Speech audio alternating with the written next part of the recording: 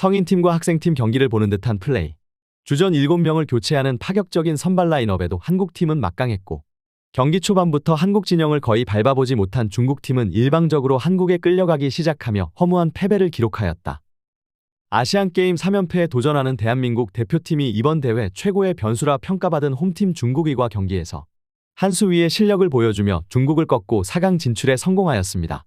조별리그부터 16강까지 매 경기 골폭격을 쏟아내며 이번 대회 최고의 기량을 보여주고 있던 자랑스러운 대한민국 대표팀이 우승으로 가는 길에 가장 큰 변수라 평가받은 중국과의 8강전. 중국의 건국기념일에 항저우에서 기분 좋게 축구 경기를 관람하러 온 6만여 중국 관중들은 일방적인 경기에 절망에 빠진 상황입니다. 카타르와의 16강전 경기에서 사상 최악의 소림축구를 보여준 데에 이어 이제는 중동의 침대 축구까지 마스터한 모습까지 보여주어 한국 축구 팬들의 걱정을 키웠었는데요. 역시 경기 초반부터 의도적인 파울 작전으로 한국팀의 흐름을 끊으려 하는 장면이 계속해서 나왔었고, 이해할 수 없는 심판은 명확히 카드가 나와도 이상하지 않은 장면에 가벼운 주의를 주고 끝나는 장면이 포착되어 경기를 보는 한국 축구 팬들을 불안하게 만들었습니다. 하지만 이미 수많은 훈련에서 모두 적응이 끝난 것으로 보이는 한국 선수들은 흥분하지 않고 자신의 플레이에 집중하는 모습을 보여주었는데요. 연령별 대표팀 시절부터 오랜 시간 발을 맞추고 큰 대회 경험이 많은 우리 선수들은 캡틴 백승호를 중심으로 홍현석 그리고 송민규 조영우까지 한 차원 높은 기량을 보여주며 중국 선수들을 얼어붙게 만들었습니다. 그리고 전반 초반부터 일방적인 플레이를 펼치던 한국팀은 중국의 거친 플레이를 이용하기 시작했는데요. 골문 근처에서 중국 선수의 파울을 유도했고, 좋은 위치에서 얻은 프리킥 찬스를 홍현석 선수가 환상적인 프리킥으로 마무리 지으며 1대0의 리드를 가져가기 시작한 것입니다. 이것이 대한민국 대표팀이 무서운 이유입니다.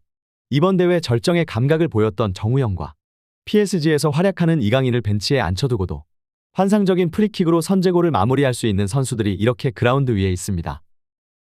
이후 한국의 계속된 일방적 공격 속에 가장 바쁜 것은 중국 골키퍼였는데요. 만약 중국 키퍼에 선방이 없었다면 전반전에 5골 이상 먹었을 것이라는 중국 해설의 분석이 있을 정도였습니다.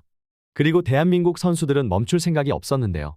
전반 34분 측면에서 날라온 크로스를 전반전부터 많은 체력을 사용한 중국 키퍼의 손끝을 맞고 지나가 버렸고, 골문으로 달려들던 송민규 선수가 차분하게 마무리하며 2대0으로 스코어를 벌린 것입니다. 중국 최대 포털 바이두와 텅신왕 등에서는 오히려 한국 선수들의 의도적인 거친 플레이에 경험이 적은 중국 선수들이 제 기량을 발휘하지 못하였다는 어처구니 없는 반응을 보였는데요. 중국의 빌드업 과정에서 한국은 야만적이고 비신사적인 플레이로 계속해서 파울을 범하며 흐름을 끊으려 하였다. 분명 전반 20분경 좋은 흐름으로 슈팅을 가져가기도 하였지만 한국 선수들은 주심이 파울에 관대하다는 점을 이용하며 중국 선수들에게 계속해서 거친 파울을 일삼았다. 이 과정에서 전반 2실점을 기록하였고 한풀 기세가 꺾여버린 중국 선수들은 준비한 경기 내용을 하지 못하며 허무한 패배를 기록했다. 이렇게 또다시 어처구니 없는 평가를 내놓으며 언론 플레이로 중국인들을 호도하고 있고 있는 공산당 매체들인데요. 일단 아무나 이겨보자는 식의 중국의 모습은 역사적으로 중요한 사건을 다루는 일에도 고스란히 드러납니다.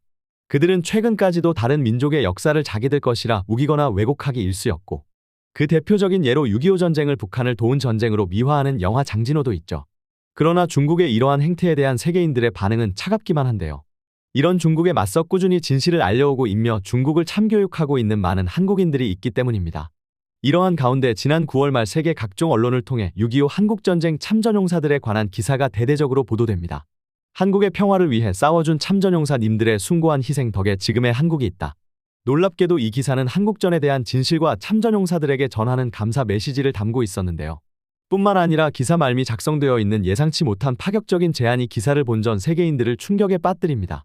16개 참전국 참전용사님들이라면 누구나 우리 의료지원 프로그램에 참여할 수 있습니다. 한국을 방문하는 모든 참전용사들에게 필요한 항공, 숙박 등 경비 일체를 지원할 뿐 아니라 발전한 한국의 의료기술로 모두를 돕겠다는 내용이었는데요. 이 기사를 낸 것은 놀랍게도 국가가 아닌 한국의 작은 욕실 화장품 브랜드로 이전에도 에티오피아 현지 한국전 참전용사들의 눈수술을 지원하며 기적이라 불렸었는데요. 한국의 젊은 세대들이 태어나기도 전에 일들을 알리며 70여 년 전에 은혜를 갚겠다고 나서는 이들의 전 세계인들은 이렇게 환호하기 시작했습니다. 멋있는 국가, 멋있는 한국인들. 한국에 이런 기업이 있다는 것이 부럽다. 특히 이들이 기업이 아닌 한국인의 이름으로 이 모든 것을 진행한다는 것이 밝혀지며 이 영화 같은 스토리가 참전국에 큰 울림을 주고 있습니다.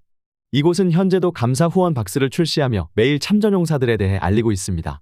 이 박스는 후원의 창구를 열어달라는 많은 이들의 간곡한 요청 끝에 출시한 것으로 9,900원의 고액의 상품권, 아이패드, 욕실용품 등 다양한 경품으로 구성되어 있으며 랜덤으로 발송되고 있는데 구매 시 전 세계 참전용사들에게 수익금이 후원된다고 하네요.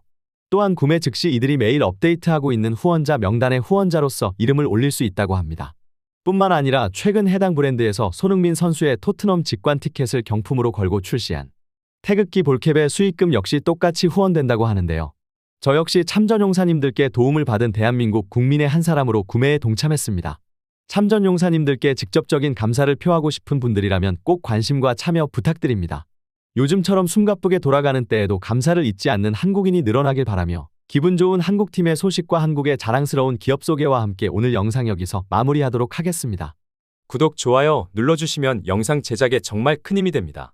우리 자랑스러운 탑클래스 선수들 소식 전해드리는 탑클래스TV. 구독, 좋아요 눌러주시고 시청해주신 여러분이 오늘의 탑입니다. 진심으로 감사합니다.